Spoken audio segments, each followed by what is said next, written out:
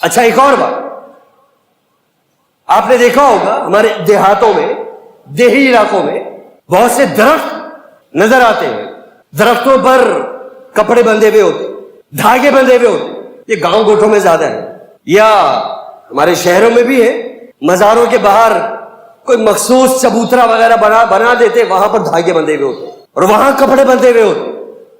عقیدہ کیا ہے؟ یہ جو دھاگا باندھا ہے اور کپڑا باندھا ہے یہ ہمیں پریشانیوں سے بچائے گا، نحوستوں سے بچائے گا، برکتیں ہوں گی، کاروبار اٹھے گا، ترقی حاصل ہوگی۔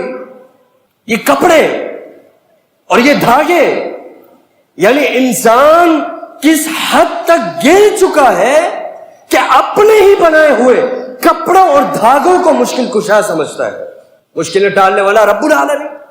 یہ تو دور جاہلیت کے عقائد میں، یہودی بدترین قوم اس کائنات کی، وہ اس طرح کی بدشگونیاں لیتے تھے، افراد سے، شخصیات سے بدشگونیاں۔ سورہ اعراف آیت نمبر 131 میں اللہ تعالیٰ نے فرمایا نا کہ وَإِذَا جَاءَتْهُمُ الْحَسَنَةُ، قوم یہود کا ذکر کیا، کوئی خوشحالی آتی، قَالُوا لَنَا هَذِهِ، تو کہتے ہاں ہم تو ہیں ہی اس قابل، برکتیں ہمیں ملنی چاہیے، خوشحالیاں ہمیں ملنی چاہیے، ہم بڑے اسمارٹ ہیں، بڑے ذہین ہیں، ہم اس قابل ہیں کہ یہ ہمیں ملے۔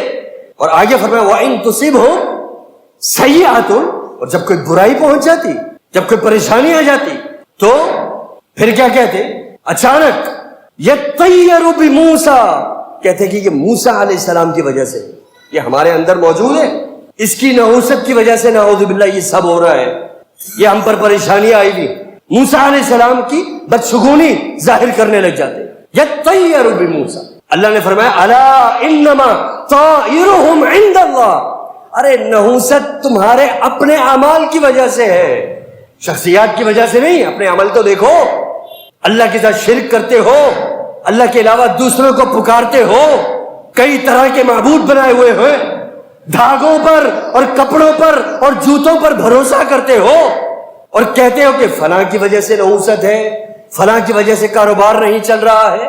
ظہر الفساد فی البر والبحر بما کسبت ایدی الناس، اللہ نے فرمایا کہ بر اور بحر میں جو فساد آتا ہے، جو پریشانیاں آتی ہیں، جو تمہارے کاروبار نہیں چلتے ہیں، جو تمہاری بجلیاں نہیں آتی ہے، گیس چلی جاتی ہے، روتے رہتے ہو، پریشان رہتے ہو، فرمایا بما کسبت ایدی الناس، لوگوں کے اپنے کرتوت ہیں، ان کے اپنے اعمال ہیں، دوسروں کو منحوس سمجھ رہے، اپنے اعمال کی طرف دیکھو، روتے پھرتے ہو، مہنگائی بہت ہے، پیٹرول مہنگا ہو گیا، لوڈ شیڈنگ ہے، گیس کی لوڈ شیڈنگ ہے، ہر وقت رونا ہی رونا، اور معیشت تباہ ہوتی جا رہی ہے، روپے کی قدر گرتی جا رہی ہے۔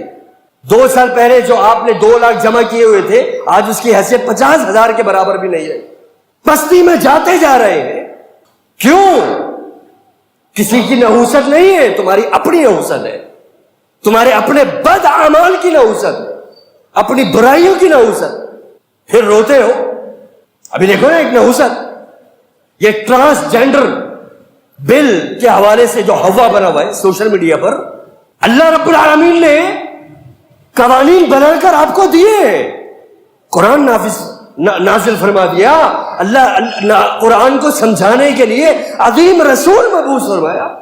اللہ کے نبی علیہ السلام اپنی پوری زندگی کھپا رہے ہیں، اپنے شب و روز لگا رہے ہیں اس قرآن کو سمجھانے کے لیے، دین کو مکمل کرنے کے لیے، اور اللہ نے دین مکمل کر بھی دیا، اور اس مکمل دین میں سارے قوانین موجود ہیں، حدود بھی اس میں ہے، دیات بھی اس میں ہے، جائز اور ناجائز کاروبار بھی اس میں موجود ہے، آپ کی شادی بیاہ کے معاملات، آپ کی غمیوں کے معاملات، آپ کا چلنا پھرنا اٹھنا بیٹھنا، بیویوں کے حقوق، اولاد کے حقوق، والدین کے حقوق، رشتہ داروں کے حقوق، آپ کا رہن سہن آپس میں، میل ملاپ، اس کا طرز عمل کیا ہونا چاہیے، پورا دین مکمل کر کے اللہ نے آپ کو دے دیا۔ اب اس پر عمل کرو، نہیں کہ ہم انگریزی قوانین کو مانیں گے۔ اس لیے کہتے ہیں جمہوریت مشرق کی ہو یا مغرب کی ہو، ہے یہ قرآن اور حدیث سے متصادم، یہ جمہوریت ہی تو ہے۔ اگر ایک بل پر اکثریت ہو جائے، قرآن کچھ بھی کہتا رہے، حدیث کچھ بھی کہتا رہے، بل پاس ہونا چاہیے۔ اکثریت کس کی ہے؟ ووٹ کس کے زیادہ ہے؟ ایک تو الیکشن میں عمومی ووٹنگ ہوتی ہے، اور ایک پھر ان کے اندر آپس میں سینٹ کے اندر اور اسمبلی کے اندر بھی ووٹنگ ہو رہی ہوتی۔ ہاں بھائی، کون کون سائن کر رہا ہے؟ فلاں علاقے سے جس کی سیٹ ہے، فلاں علاقے سے اس کی سیٹ ہے، اس کے سائن ہے، اس کے سائن ہے۔ جس کے زیادہ ہوں گے یہ نہیں دیکھیں گے قرآن اور حدیث میں ہے یا نہیں۔ اسلامی جمہوریہ پاکستان، بنیاد کیا ہے؟ پاکستان کا مطلب کیا؟ لا الہ الا اللہ۔ اور ہو کیا رہا ہے؟ لا الہ الا اللہ نہیں، قرآن اور حدیث نہیں۔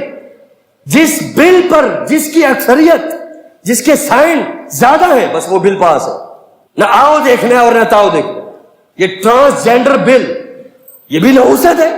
ظہر الفساد فی البر والبحر، تو کیا فساد ظاہر نہیں ہوگا؟ قرآن کہتا ہے بر میں بحر میں بما کسبت ایدی الناس۔ یہ نحوستیں آئیں گی، پھر کبھی خوشحال نہیں ہو سکتے، کبھی خیر نہیں آئے گی، شر کی دلدلوں میں دھستے رہو گے اگر رب کے قرآن کو چھوڑ دو گے اور نبی علیہ السلام کے فرمان کو چھوڑ دو گے۔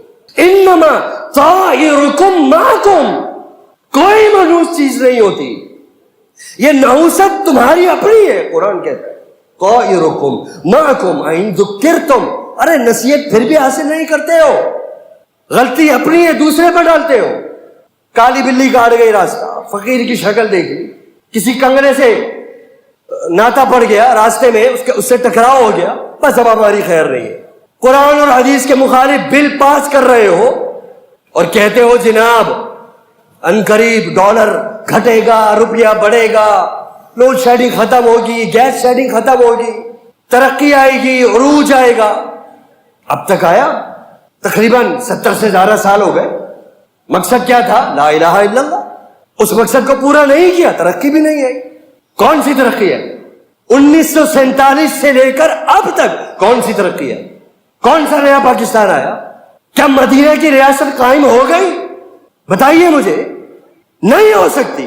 قرآن نے کہہ دیا، رب کے فرمان نے کہہ دیا انما طائرکم معکم۔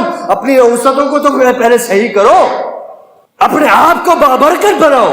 اطیعوا اللہ واطیعوا الرسول، اللہ کی اطاعت اور اس کے رسول کی اطاعت کرو ہر معاملے میں۔ امن کا پیغام سورت اسلام، امن کا پیغام انسانیت کے نام۔